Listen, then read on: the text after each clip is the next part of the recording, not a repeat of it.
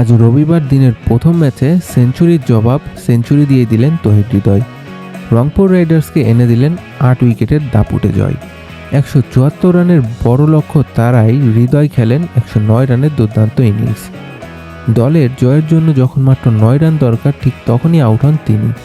শেষ ওভারে 6 রানের সমীকরণ মিলিয়ে দেন অধিনায়ক লিটন দাস। অপরাজিত থাকেন 39 রানে। ক্যারিয়ারের দ্বিতীয় সেঞ্চুরির আগে অপেক্ষা ঘোচালেন হৃদয়, কারণ রাজশাহীর বিপক্ষে 97 রানে অপরাজিত থেকে ফিরতে হয়েছিল তাকে। অন্যদিকে নোয়াখালীর হয়ে উজ্জ্বল ছিলেন হাসান ইসাকিল। টুর্নামেন্ট থেকে আগে ছিটকে গেলেও নিয়ম রক্ষার ম্যাচে 72 বলে 160 রানের দুর্দান্ত ইনিংস খেলেন তিনি।